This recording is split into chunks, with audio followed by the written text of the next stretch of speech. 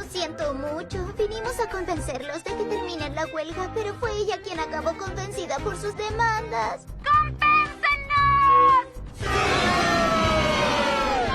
¡Queremos usar la piedra filosofal! ¡Ya fue suficiente! ¿Que acaso a nadie le importa si Luna Nova desaparece? La piedra filosofal es lo que mantiene y permite hacer magia en la escuela.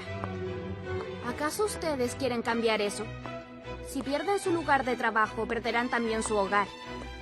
¿Eso es lo que desean? Vamos, dejen esta huelga ahora mismo. ¿Cómo puede una burguesa entender lo que las obreras sienten? Ako, ella siempre ha llevado una vida lujosa en un cuarto solo para ella. ¡Es verdad! ¡Es una aristócrata! ¡Aristócrata! ¡Aristócrata!